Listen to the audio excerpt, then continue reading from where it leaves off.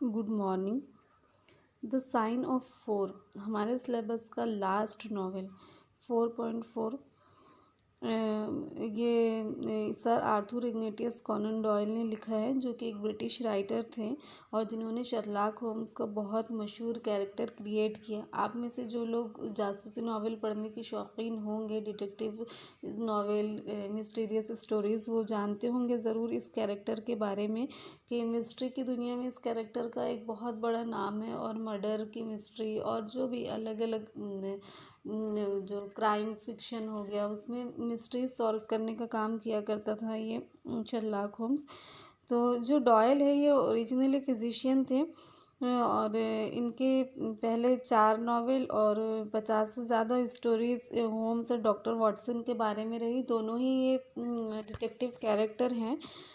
The Sherlock Holmes stories are generally considered milestones in the field of crime fiction। जो भी लोग crime fiction पढ़ते होंगे या डिटेक्टिव स्टोरीज, मिस्टीरियस स्टोरीज पढ़ते होंगे, वो सभी जानते ही होंगे इसकी अहमियत ज़रूर कि शर्लॉक होम्स माइलस्टोन माना जाता है क्राइम फिक्शन में। शर्लॉक होम्स का बहुत ही मशहूर ये कैरेक्टर हुआ और आज ऑलमोस्ट क्वार्टर सेंचुरी गुजर जाने के बावजूद ये इतना ही मशहूर है और लोग इतने ही शौक़ से इसको पढ़ते हैं और इसके बारे में वीडियोस देखते हैं। Doyle was a prolific writer मतलब बहुत ऐसे समर खैज जिसको हम बोल सकते हैं कि हर बहुत क्वालिटीज़ उनके अंदर थी और हर टाइप की वो चीज़ें लिखते थे।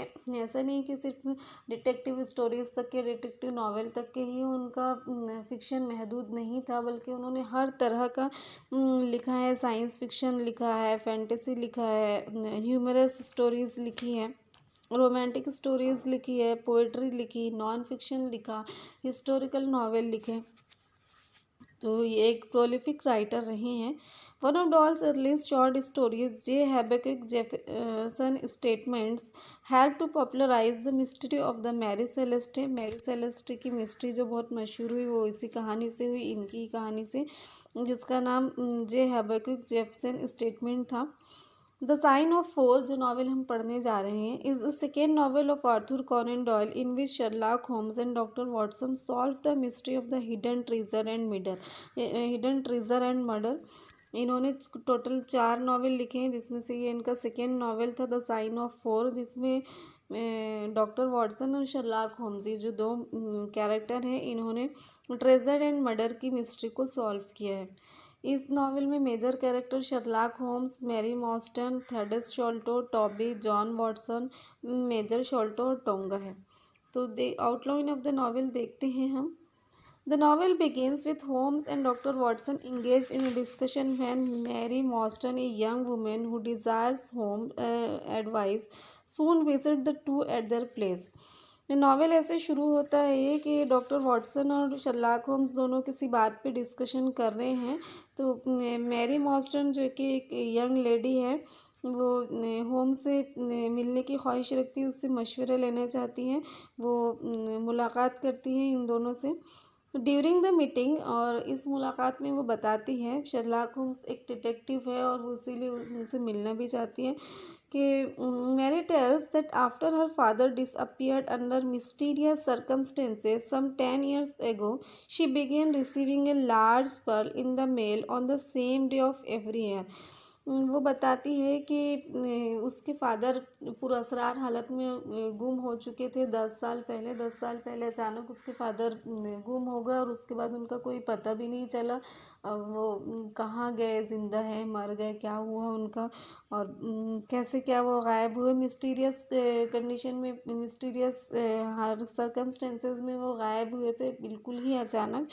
तो उस जिस दिन वो गायब हुए थे, जिस दिन से इसको उनके बारे में इत्तला मिलना बंद हुई थी, उस दिन से हर रोज़ उसी साल उसी सॉरी हर साल उसी रोज़, नॉट हर साल हर रोज़ हर साल उसी रोज़ जिस दिन वो गायब हुए थे, इसको एक बड़ा मोती या हीरा मिलता है, कोई उसको भेजता है हर साल। She tells that she had received a letter instructing her to go with the accompaniment of two friends to Lyceum theatre. तो इस साल उसको जो मोती या जो हीरा मिला है, जो पार्सल आया है उसको, उसके साथ में एक लेटर भी आया है और वो लेटर में लिखा है कि उसे अपने 2 फ्रेंड के साथ में लाइकेम थिएटर जाना चाहिए। The letter gives a hint that some injustice has been done to her. और लेटर में ये बताया गया है, ये इशारा दिया गया है कि उसके साथ में कुछ नाइंसाफ़ी हुई है। Holmes and Watson agree to accompany Mary. तो ये दोनों ही, होम और वाटसन एग्री हो जाते हैं, तैयार हो जाते हैं उसके साथ में, मैरी के साथ में जाने के लिए। Soon Watson and Mary are attracted to one other. और जल्दी ही वाटसन और मैरी एक दूसरे के लिए अट्रैक्ट भी होते हैं। ये तो उसका साइड पार्ट है। कहानी का मेन पार्ट जो मिस्ट्री है उसको सॉल्व करना है। When the three are heading to the Lyceum Theatre, Holmes, Watson and Mary, they are whisked away in a darkened carriage to a stranger house.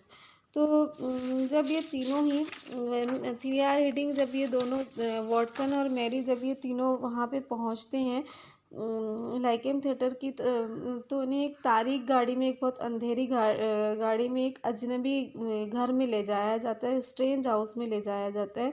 Within they find an eccentric gentleman named Thaddeus Sholto. वहाँ पे उनको एक ऐसा सनकी सा आदमी दिखाई देता है, मिलता है। वो जो एक स्ट्रेंज से अजीब व गरीब मकान में वो जाते हैं, तो जिसका नाम थेडस शोल्टो है। He reveals that not only has Mary's father died. और वो बताता है, जो थेडस शोल्टो है वो बताता है कि ना सिर्फ उसके फादर मर चुके हैं, मैरी के फादर मर चुके हैं, but also she is partial heir to a great hidden treasure. और साथ ही ये भी कि वो एक बहुत बड़ा ख़जाना है, जो छुपा हुआ ख़जाना है, ग्रेट हिडन ट्रेजर है वो।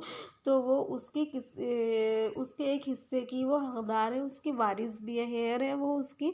पार्शियल हेयर लिखा है, मतलब पूरे ख़जाने की नहीं, लेकिन एक हिस्सा उसका भी बनता है उस ख़जाने में। Thaddeus goes on to explain that his father always lived in fear of men with wooden legs. वो आगे बताते हैं थेडस कि जो मैरी के फादर थे वो हमेशा एक लकड़ी वाले पैर के आदमी से खौफज़दा होते थे। मसनूई पैरों वाला कोई आदमी था, उसके पैर टूटे होंगे या कुछ हुआ होगा और उसके दूसरे पैर लगाए गए होंगे, तो पहचान के लिए बताया गया कि एक मसनूई पैरों वाला आदमी था और वो उससे हमेशा ही खौफज़दा रहा करते थे उसके father. And on occasion struck out at perfect strangers who were so handicapped. और क्या बोलते हैं, ऐसे इस तरह के आदमी को मारा भी गया जो हैंडीकैप था। ऑन हिज उस या शायद वो उसी की वजह से मरे। On his death bed the elder Sholto reveal to his sons the existence of the treasure. और अपने मौत के बिस्तर पे एल्डर शोल्टो, मतलब जो थेडस शोल्टो का बाप था, उसने इस ख़जाने के बारे में इन लोगों को आगाह किया कि कोई ख़जाना है। But just before the he could tell them where it was. लेकिन अब इसके पहले कि वो बताता कि वो ख़जाना कहाँ रखा है, अच्छे से इसको समझिए, बहुत कन्फ्यूज़न नहीं होना चाहिए कि थेडस शोल्टो इन लोगों को इसके बारे में बता रहे हैं कि there were not was, there is a hidden treasure. कहीं तो भी एक ख़जाना है। देयर वॉज इसलिए कि वो पहले था कोई ख़जाना जो उसके बाप के पास में था और इसके भी बाप के पास में था, लेकिन वो ख़जाना अभी भी है। और उस ख़जाने की ये मैरी मॉर्स्टन भी किसी हद तक के वारिस है, उसके एक हिस्से की वो भी वारिस है। ये ख़जाने के बारे में उसको ऐसे पता चला कि उसका फादर, जब जो एल्डर शोल्टो था, वो जब मौत के बिस्तर पे था, जब वो बिल्कुल उसकी हालत ख़राब थी, वो मरने ही वाला था, तो उसने अपने बेटों को इसके बारे में बताया, इस ख़जाने के बारे में कि कोई ख़जाना है। लेकिन इसके पहले कि वो ये बताता कि वो ख़जाना कहाँ है, the face of A bearded man appeared in the window. तो खिड़की में एक दाढ़ी वाले आदमी का चेहरा दिखाई देता है। And the old man suffered A fatal heart attack. और जो वो एल्डर शोल्टो था, उसको हार्ट अटैक आता है और वो ख़त्म हो जाता है। फैटल हार्ट अटैक था वो। द नेक्स्ट मॉर्निंग, अगली सुबह, a note was found affixed to the body. It read sign of 4। जो अगली सुबह वहाँ पे बॉडी के पास में एक नोट मिलता है जिसके ऊपर लिखा है sign of 4। Thaddeus proceeds to explain that after searching for years for the treasure, अभी थेडस को उसके फादर ने बताया था कि कोई ख़जाना है, लेकिन ये वो बता नहीं सका था कि ख़जाना कहाँ है, और वो उसके पहले ही मर गया था। खिड़की में उसको कोई आदमी का चेहरा दिखा था, और वो चेहरा देख के वो खौफजदा हुआ, या उसको हार्ट अटैक आया और वो ख़त्म हो गया। तो अभी थेडस वो ख़जाने की तलाश करता है, कई साल वो ख़जाने की तलाश करता है। His brother Bartholomew discovered it in A hidden attack in the family house. तो उसका जो भाई था बार्थोलोम्यू, जो ये थेडस का जो भाई था बार्थोलोम्यू, वो इस ख़जाने को मालूम कर लेता है, इसके ख़जाने को पता कर लेता है। वो एक ख़ानदानी घर में on his death bed the brothers father made them swear they would share the treasure with Mary Morstan. और जो ये ख़जाना जब इसका बाप बताता है कि कहीं ये ख़जाना है, तो वो ये दोनों भाइयों से, मतलब शोल्टो से भी और उसका जो भाई था बार्थोलोम्यू, ये दोनों से वो वादा लेता है, कसम लेता है वो दोनों से कि वो इस ख़जाने में मैरी मॉस्टन को भी इसके वारिस बनाएंगे, उसको भी इसका हिस्सा देंगे। Who has some unknown claim in the fortune, Thaddeus concludes by entreating the three to accompany him to the family estate where they will divide up the fortune। तो इस ख़जाने का हिस्सेदार बनाएंगे, जिस पर इन लोगों का नामालूम दावा है, क्योंकि कैसा ख़जाना है, कहाँ से आया, ये तो इन लोगों को मालूम नहीं है। बस ये जानते हैं कि कोई ख़जाना है, और उसके फादर ने बताया कि कोई ख़जाना है जिसमें ये दोनों भाई और साथ में वो मैरी मॉस्टन भी, जो मैरी मॉस्टन उसके बाप के दोस्त की बेटी है ये, इन दोनों के फादर दोस्त है, तो उसका भी उस ख़जाने में हिस्सा है। तो अभी थेडस कहता है कि वो तीनों उसके साथ में चलें जहाँ पे वो ख़जाना है, और वहाँ जाकर हम वो ख़जाने को पे मतलब ख़जाना तकसीम कर लेंगे। तो वो फैमिली हाउस में वो ख़जाना मिला था जहाँ पे उसका भाई रहता था। तो ये लोग जाते हैं। When they arrived at the family estate the three find A shaken house keeper who claims that Bartholomew has not emerge from his locked room all day. तो जब वो वहाँ पर पहुँचते हैं अपने ख़ानदानी विरासत पे, अपने ख़ानदानी मकान पे वो पहुँचते हैं, तो उन तीनों को एक हाउस कीपर मिलता है। शेकन है वो हाउस कीपर, थरथराता है, तो राशि का मरीज़ है। तो वो ये बताता है कि जो बार्थोलोम्यू है वो सारा दिन अपने बंद कमरे से बाहर नहीं निकलता है। Holmes and Watson peer through the keyhole of the room and find an unnatural grinning face leering at them। तो जब होम और वाटसन दोनों की होल से कमरे में झांकते हैं, तो देखते हैं कि एक गैर मामूली अननेचुरल चेहरा दिखाई दे रहा है, जो जिसके दांत चमक रहे, वो चेहरा चमक रहा है अंदर से, वो की होल में से उनको दिखाई देता है, और वो कुछ अलग सा है, गैर मामूली सा है। ब्रेकिंग डाउन द डोर, तो वो लोग दरवाज़ा तोड़ते हैं। They find the body of Bartholomew, तो वहाँ पे उनको बार्थोलोम्यू की बॉडी मिलती है। बार्थोलोम्यू मर चुका है। A poison thorn lost in his neck, और एक जहरीला तीर उसकी गर्दन में फंसा हुआ है। After investigating for some time, तो कुछ टाइम वक्त वो लोग खोज करते हैं, तफ्तीश करते हैं। Holmes concludes that two person one of whom had a wooden leg committed the crime. तो होम इस नतीजे पे पहुंचता है कि दो लोग थे, जिसमें से एक का लकड़ी का पैर था, मसनूई पैर था, और उसने ही यह कत्ल किया है। हमने ऊपर भी देखे कि जो इसका फादर था वो भी एक लकड़ी वाले आदमी से, एक मसनूई पैर वाले आदमी से खौफजदा रहा करता था। According to Holmes the second person was an especially interesting individual. होम के मुताबिक जो सेकेंड पर्सन है उसकी भी एक खुसूसी हैसियत है, वो भी एक दिलचस्पी का वो है, दिलचस्प शख्स है वो भी। It also becomes apparent that the murderers have stolen the Agra treasure. और साथ ही ये भी पता चलता है, ये जो इन लोगों ने ये बार्थोलोम्यू के पास में वो ख़जाना था, और वहीं पर ये लोग आए थे उस ख़जाने की तकसीम करने के लिए, लेकिन यहाँ पर उसकी लाश मिलती है जिसकी गर्दन में जहरीला तीर फंसा हुआ है। और साथ ही ये भी पता चलता है कि कोई मसनूई पैर वाले आदमी ने इसका मर्डर किया है, और अलॉन्ग विद दिस कि वो ख़जाना चोरी हो गया है, आगरा ट्रेज़र चोरी हो गया। अब आगरा ट्रेज़र कैसे था वो, ये आगे पता चलेगा हमें कि उस ट्रेज़र का नाम आगरा कैसे था। आगरा क्यों कहा गया? One of Holmes deductions reveals that the wooden leg man stepped in creosote during his escape.